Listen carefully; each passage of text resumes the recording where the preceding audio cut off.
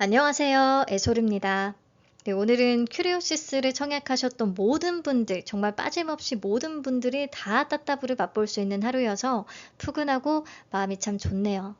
다만 큐리오시스가 상한가로 마감을 했기 때문에 내일 상장을 하게 되는 세나테크놀로지가 동시 상장하는 꼴이 되어버렸습니다. 그게 조금 또 아쉽긴 합니다. 세나테크놀로지는 모터사이클용 웨어러블 통신기기 글로벌 1위 업체였고요.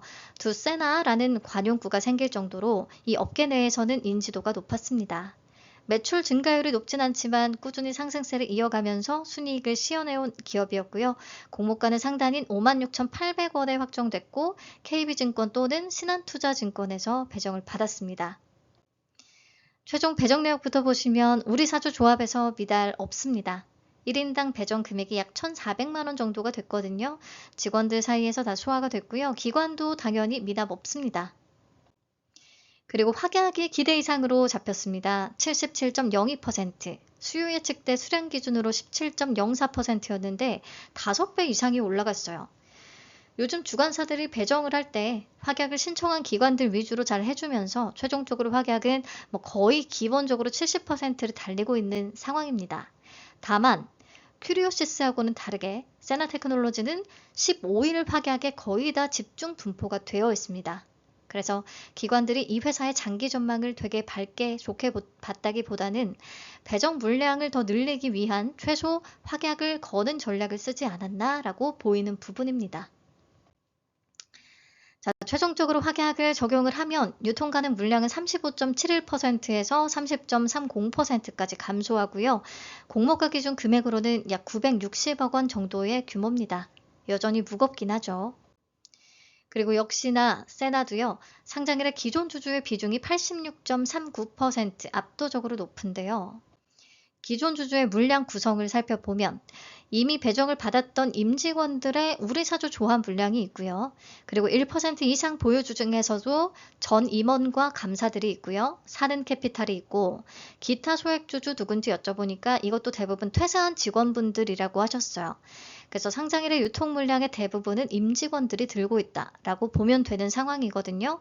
아마 그분들은 공모가보다 훨씬 낮은 가격에 들어왔을 거라 상장일의 매도 리스크 조금 크다고 볼 수가 있습니다.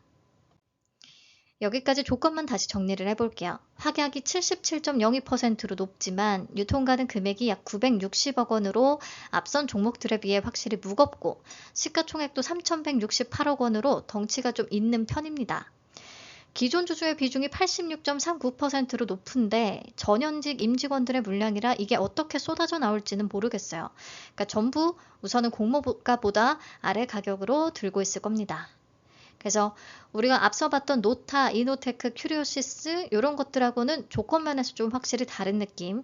이 정도의 사이즈까지도 시장에서 잘 소화가 다 되는지 수급이 어느 정도인지 확인할 수 있는 종목이 될 것 같아요. 더군다나 큐리오시스랑 수급이 분산될 거라 그것도 감안은 해서 생각을 하셔야겠습니다.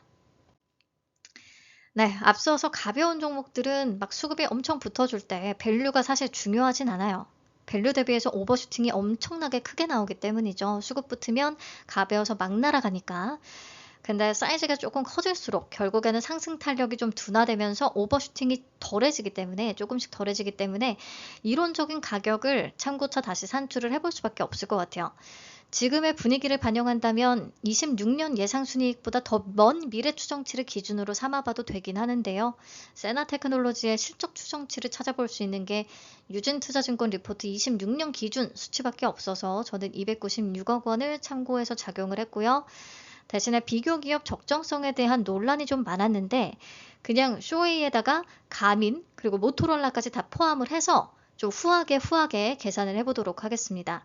그러면 주당 평가가액은 약 13만 788원 산출되더라고요. 공모가보다 130% 정도 높은 수준입니다. 만약에 여전히 좀 보수적으로 사업 유사성이 이 중에 가장 높은 쇼웨이의 퍼 약 15배 정도만 적용을 해서 계산을 해본다면 약 79,609원, 공모가보다 40% 정도 높게 나오거든요. 수급이 보통 그냥저냥 괜찮았을 때 이 상승여력 플러스 50% 정도는 상장일에 기록을 해줬었기 때문에 그러면 한 90%를 기대할 수 있단 말인데 그것보다 지금의 상황이 더 좋아서 오버슈팅이 조금 더 나올 수는 있겠죠. 그러면 세나테크놀로지도 더블 근처 또는 그 이상을 기대는 해볼 수 있지 않을까 그런 상황이라고 생각합니다. 자, 큐리오시스가 오늘 뭐 시초가부터 따따블로 밀어올린 덕분에 아마 우리가 다음 타자는 누구냐? 세나테크놀로지에서 내가 먹어보겠다. 하이에나처럼 기다리고 계신 분들 많기는 할 텐데요. 이렇게 큐리오시스가 상한가로 마감을 해버림으로써 내일 동시상장격이 되어버렸잖아요. 단독 상장이었으면 목표가를 13만 원 정도로 잡아봤을 것 같기는 한데 내일은 수급 분산과 수급 이동이 좀 여러 차례 나타날 수가 있겠고 매도 난이도가 높은 종목이 될 것 같은 느낌입니다.